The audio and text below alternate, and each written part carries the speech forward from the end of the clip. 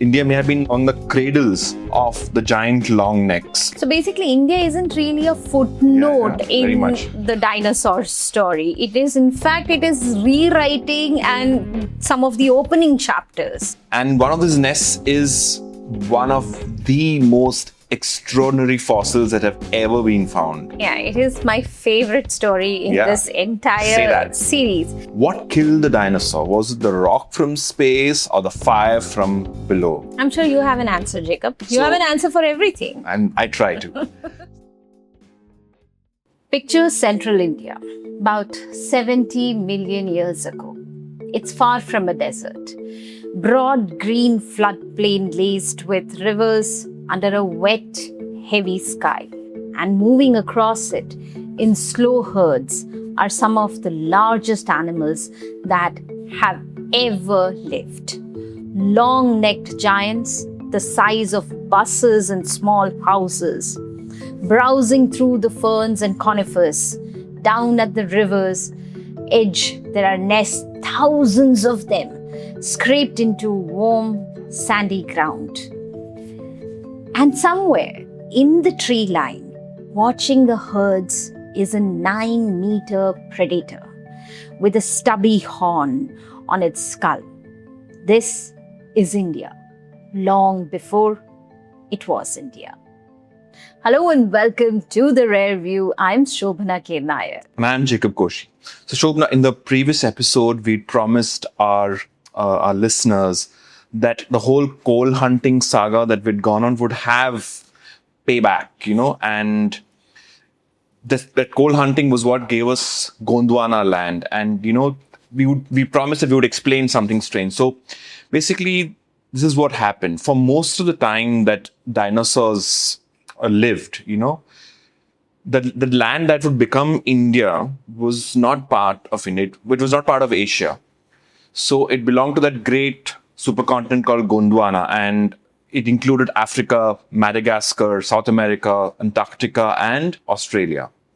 So the first dinosaurs evolved before Gondwana and Asia were separate worlds.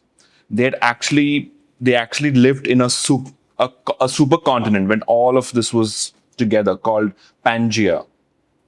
And then Gondwana fragmented, Indian Madagascar broke away together.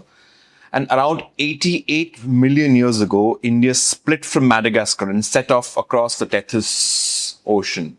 So just imagine this. For the next 35 million years, India was this slow, drifting, moving island continent. Entire species have evolved, dominated, gone extinct. It had its own cargo of life. Dinosaurs, turtles, crocodiles, birds. And they were all voyaging towards a continent that they never know. They didn't know that they were this India-ish entity will one day crash and collide into Asia.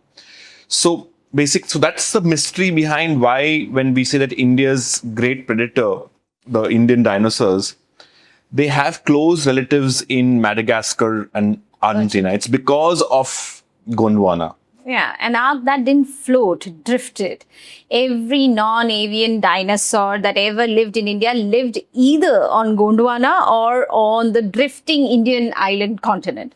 None ever lived in an India connected to Asia. Yeah. The oldest hint of a dinosaur in India is a small, lightly built creature from the Triassic found in Pranhita Godavari Valley called Alvalcaria. It was no giant, about the size of a large dog, but it matters precisely because it is near the beginning, close to the moment dinosaurs first appear at all, and India was present at the opening sea. And this is the time they start to get big. Of course, yes. And then they get spectacularly big. And India turns out to be one of the places where it happens early. There is a creature called Rajasaurus, early Jurassic, 14 to 18 meters of long-necked, long-tailed sauropod. One of the earliest true giants known anywhere on Earth. And this one has a lovely detail attached to it. Tell me, Jacob, what is the detail we're It's talking named about? in part for Rabindranath Tagore. So we have a dinosaur named after the man who wrote our national anthem. And it's actually, there is a mounted skeleton of it at the Indian Statistical Institute in Kolkata, which is a slightly sad story because, here you have one of these earliest giant dinosaurs in the planet assembled and on display in a building that, most people, I guess, in Kolkata would not really give a second look. It's a giant that's almost unvisited. Yeah, and to put a dinosaur in a statistical institute also is a little, as we have spoken earlier, that how we really lack good natural history museums. Yeah. So, There's a companion giant also. I mean, it's called Kotasaurus. I think it's from Kota in Rajasthan. yes. It's studying for the IITs over there, I guess. IIT, IAIs, Yeah. anywhere. So from the same, and together they hinted something that goes against the usual story. So we tend to tell the story of dinosaurs in general as a North American and more recently a China-centric story. But these early Indian sauropods suggest that, India may have been on the cradles of the giant long necks and long tail. That's what sauropods basically means. And in fact, in 2023, just 3 years back, paleontologists described a creature from the Thar Desert in Rajasthan, Tharosaurus, around 167 million years old. It's probably the oldest member of its lineage anywhere in the world. So basically, India isn't really a footnote very in much. the dinosaur story. It is rewriting and some of the opening chapters of the story. Exactly. And when we get to the golden age, what we call the last Cretaceous, the last great act in the rock formation called the Lametta, which is spread across Gujarat and Madhya Pradesh and Maharashtra. It is literally teeming. Plains are dominated by titanosaurs, which are basically giant plant eaters. And they have wonderful names like Isisaurus, Jainosaurus, Rahiliosaurus, and among them, the star, the Shah Rukh Khan, I guess, The king. Rajasaurus narmadensis, or which basically means the king lizard of the Narmada. So try to picture that. It's about 9 meters. It's got a short, deep, powerful skull, and it's got a stubby crest or a horn on the forehead.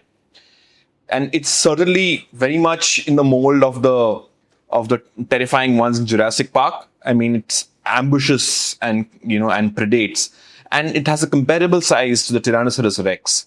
But here's what the Gondwana story tells you. It's not a close relative of the T-Rex. It belongs to a completely different branch of dinosaurs, and it's a group called the Abelisaurids, whose closest cousins are found in Madagascar. So there, I have made an entire reveal arc. Yeah, but now let's not gloss over the eggs. Yes. Across the Narmada Valley, and especially at a place called Balasinor in Gujarat, there are nesting grounds among the richest on the entire planet. We are talking in 10,000 eggs or more. And what that means is if you were to picture it, those titanosaur herds came back season after season to the same warm stretches of ground. They dug shallow pits, they laid their eggs in clusters, and they did it for generations in the same place. So it's not a graveyard, it's actually the opposite. It is a prehistoric maternity ward, the size of a landscape. So similar to how the turtles and several other species travel all around the globe, but come back to the same place for their nesting. Yeah. And one of these nests is one of the most extraordinary fossils that have ever been found. Yeah, it is my favorite story in this Say entire that. series. Narrate. So the year is 2000. A paleontologist from Michigan, Jeffrey Wilson, is in the Central Museum in Nagpur examining a fossil that has been dug up back in 1984 and had basically been sitting there. So 36 years later, this paleontologist from US comes and looks at this fossil. Now, it is a baby dinosaur. And as he's looking at it, he notices two little bones, two vertebrae, joined in a way, as far as he knows, only one kind of animal on earth does. Snakes. His own description of the movement is that it was like a light bulb going off. Was there a snake in here too? But unfortunately, there's a detail in over here in what happens next. That's a very, very familiar story. I mean, it is painfully familiar, and I'm sure all of us at some point or the other have had a brush with this, have a story of similar kind to tell. There was no facility in India that could do the delicate cleaning required. So it took Wilson 4 years to get clearance from the Geological Survey to take it out of the country. Finally, when he got the clearance, he carried that fossil in his backpack to Michigan. And he spent an year freeing it from the rock, which is the third time, if you remember. Third time. This is, so there's sequence is repeating. Sleeman's bones that went to London. Then there's Hislop's collection sailing home. And now here's this collection, which is literally in a duffel bag, in like hand luggage or something. Because the science still couldn't be finished where the fossil was found. This pattern just seems to repeat all the time. And what they finally found and published in 2013, that is Wilson along with an Indian paleontologist, Dhananjay Mohabbe, and colleagues from the survey, is a scene.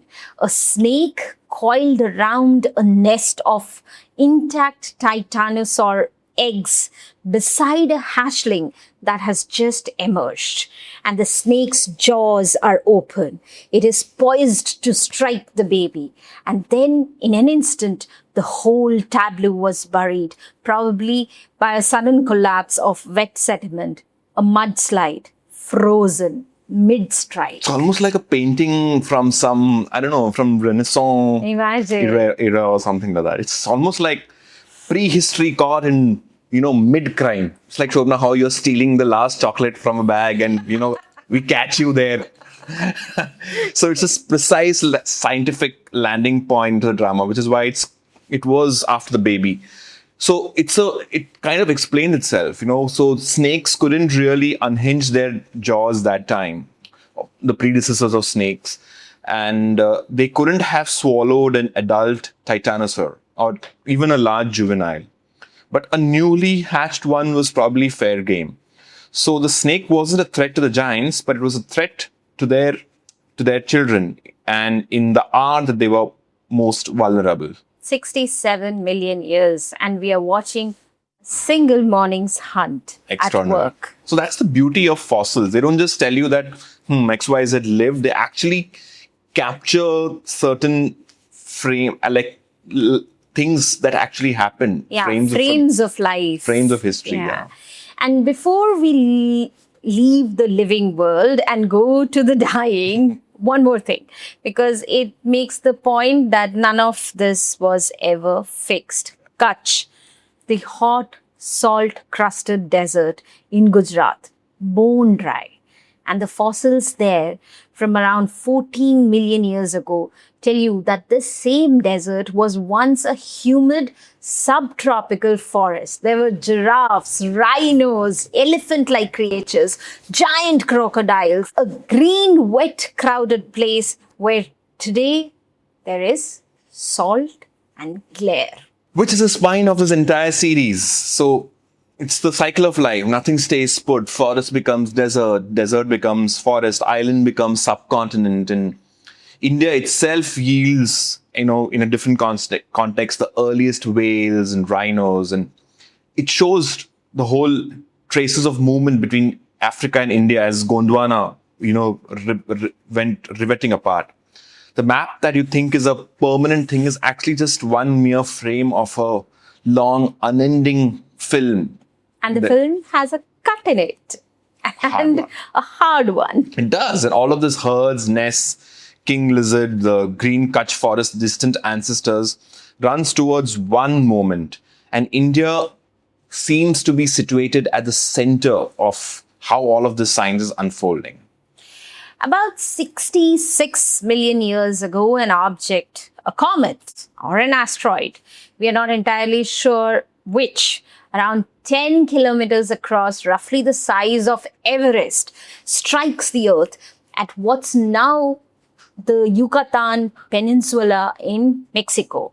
The crater is called Chicxulub, and the energy released is in order of 1 billion nuclear bombs. There are earthquakes beyond any human scale, a pulse of heat that sets forests alight across much of the planet, tsunamis, and then the slow killer. So much soot and rock, dust thrown into the sky that the sun is blotted out. A global winter. Plants fail, food chains collapse, on land and in the sea. Then acid rain. Then as the dust clears, a swing the other way into the greenhouse heat. It is, by any measure, the worst single day in the history of complex life. And almost exactly at the same time, there's something extraordinary happening in Western India, in what is one of the largest volcanic events in the entire history of Earth. So this was the Deccan Trap. So there's lava pouring out over central and western India in huge volumes over a very, very long time. So the obvious question that everybody asks, and which paleontologists and evolutionary biologists, they've been sparring for decades, is what killed the dinosaur? Was it the rock from space or the fire from below? I'm sure you have an answer, Jacob. You have an answer for everything. And I try to. So the honest answer is that, I asked this to one paleontologist who I happened to interview just a couple of weeks back. And we referred to him earlier, but I should finally introduce him properly. So that's Stephen Brusset. He's one of the most prominent dinosaur paleontologists working today. He's American, raised in Illinois, but he's built his entire career in Scotland, a professor of paleontology at the University of Edinburgh. So he wrote a great book on this particular aspect too, the rise and fall of the dinosaurs. He's also served as a scientific consultant on the Jurassic World series of films, So, big fan, I'm guessing you are. Yeah, I mean, that was my first introduction to dinosaurs. Do you still follow those subsequent Jurassic movies? Do you really like them? No, I haven't, but I have a recommendation while we are at it. There is something called the Dinosaur Train. Mm-hmm. For all the people who have toddlers, please make them watch it. It is one of the best things that you will watch, and you'll know everything about dinosaurs. Excellent. Indian and foreign dinosaurs. So it's basically he's a guy. He's the person that Hollywood gets to tell the dinosaur tale right. And again, he's also part of our Scottish thread of paleontologists that we started out in episode 1. I saw that smile. So that thread, smiling as soon as you spoke about his Scottish roots. So his basic point is that it is not a question of either or. Was it the asteroid or was it the volcano? The best current picture is that the asteroid was a decisive blow. It's the thing that turned a bad situation into a mass extinction. But it struck a planet that was already under strain. So the Deccan eruptions that began a few million years before the impact. So we already had sea level swinging, unstable temperatures. And there's a fair argument that the impact itself may have intensified the Indian volcanism and just moved it up many notches. So it's not really an asteroid versus volcano story. It's a asteroid hitting a fragile world. How on earth? That is... We just go back in time and... how on earth do you test something like that? You can't really exactly... I know. Do a retest. Go back in time and... So that's how the ingenious part of his work is. So you go to the fossils and you measure how many kinds of dinosaurs were there.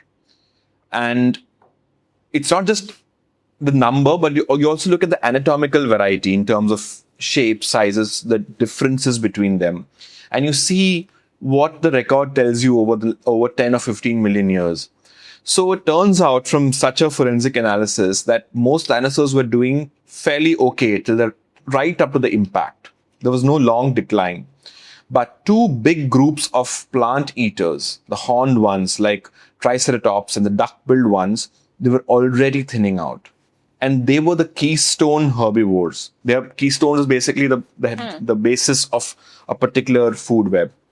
So when you model an ecosystem that's already lost some of its base and then hit it with an asteroid, it collapses Quickly, far more. yeah.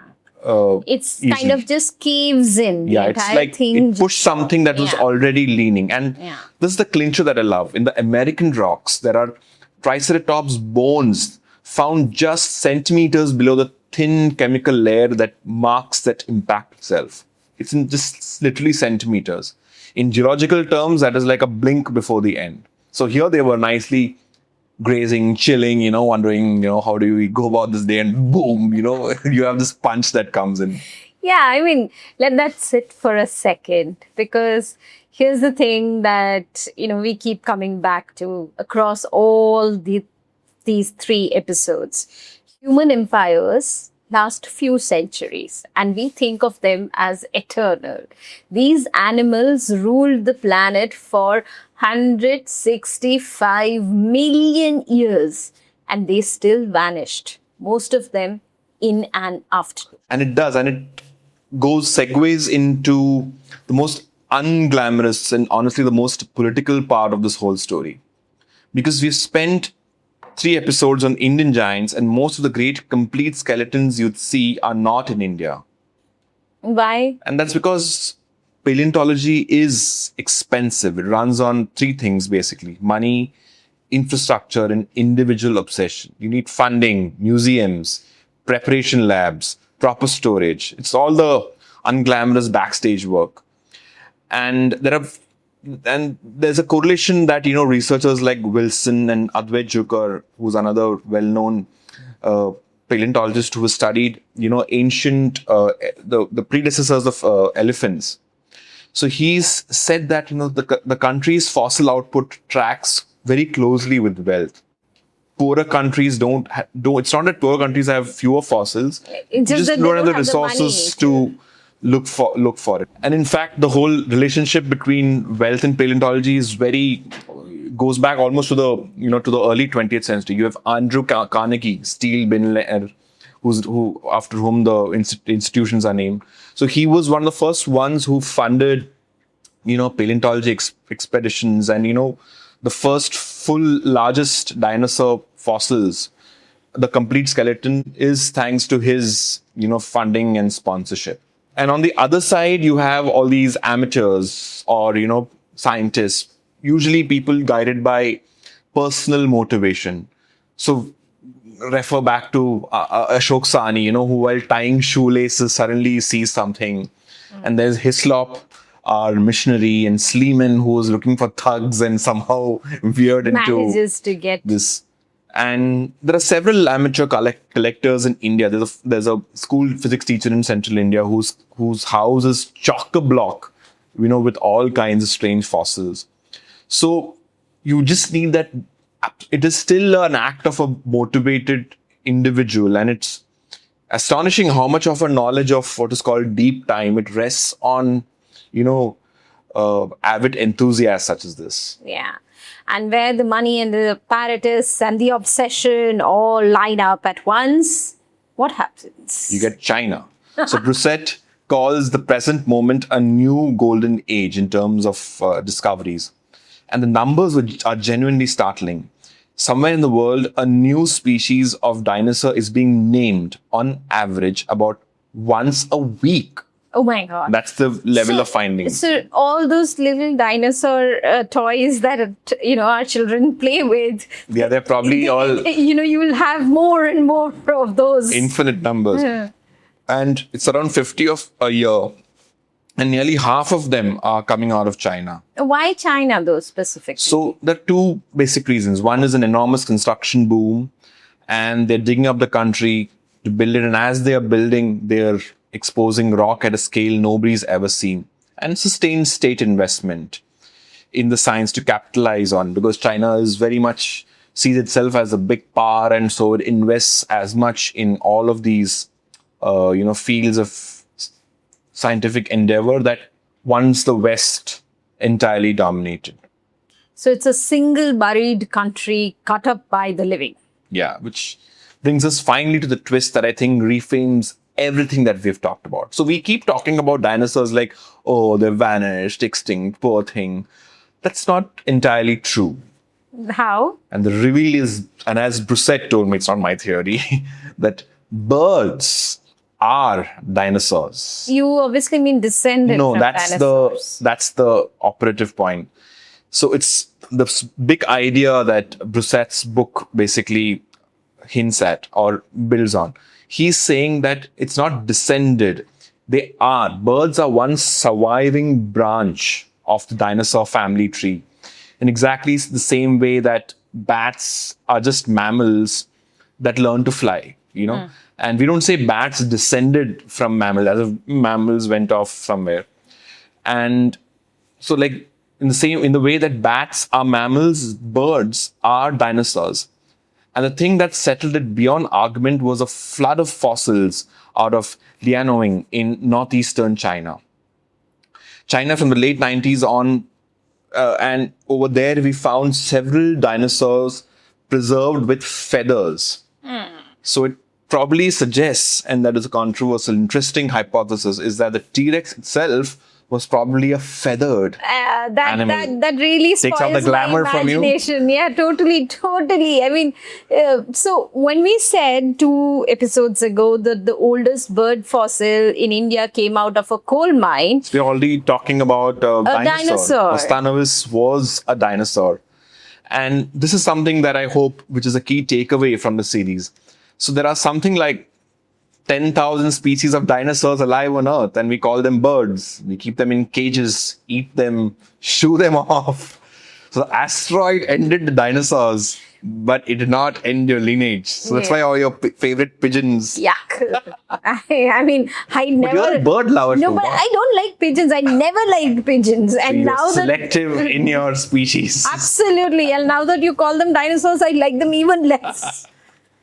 So just so that we don't get letters from the editor and Pigeon angry lovers comments. from the pigeon lovers. Yeah, that we no, were. I'm talking about the dinosaur enthusiasts or terrible comments on our YouTube and Spotify No, channels. I thought that because we are so sort of disparaging about the pigeons that few pigeon lovers will write this to is us. something far more, technical. Yeah. So the pterosaurs or the pterodactyls, again, as we first encountered them in Jurassic Park. So these flying reptiles, they were not dinosaurs and they were not birds. What? Yeah, they were close cousins that took to the air first. They died out along with the rest. The birds are dinosaurs, and dinosaurs that survived and made it through. All the chaos. Yeah. And the tools we use to read all this, and those too have changed really. Completely. So Brissett himself lists out CT scanners that allow us to look inside fossil skulls and imagine dinosaur brains and senses, computer models that reconstruct how they moved. Microscopy can recover traces of their original color. We can imagine what they look like. That's why I guess the Jurassic World series just keeps getting even more and more creative with the kind of animals. And then there is machine learning, software that can classify and sort these fossil images. So you can kind of predict, this whole era of how things existed once. So basically the obsessive with the shovel, which was a very romantic image to hold, is now been replaced by somebody Algorithm. working on an algorithm. No. So it's a little more subtle than that. So as I asked the same questions. So the honest state of the field that it's still very, very driven by manual work, that somebody is sitting, digging, finding that and brushing it off so gently. So because training data to make these interesting predictions that we refer to is very scarce.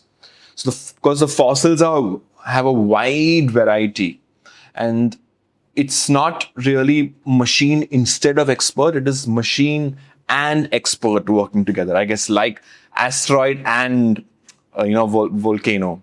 So the algorithm helps narrow down the search. The human still has to kneel in the dirt and know what they're looking at. So digging is irreplaceable. So, which feels like the right note to end on because it sends us back to the dirt. And let me bring it home, Jacob. For most of the last century, the way the whole planet imagined dinosaurs was shaped by one thing: Jurassic Park. Thrilling, unforgettable, and it froze a particular picture in our heads. Americans, scaly, roaring. And the cost of that, quietly, was that generation of Indian children grew up with the models of T-Rex and Triceratops outside their museums, animals from the other side of the world, and never learned the names of the giants buried under their own feet. Wilson put it bluntly in a piece that he wrote for BBC. Indian children should know Indian dinosaurs, Rajasaurus, Dinosaurs, the king of Narmada. So to wind the whole thing back, we started out from a clergyman who thought this was a Roman elephant in Oxford to feathers, in a Chinese hillside. So we've traveled quite the long arc, right? I mean, it is the closest that we have thing we have to time travel, really. So thanks for digging with us. It's goodbye from me, Sobhana. And goodbye from me, Jacob Koshy.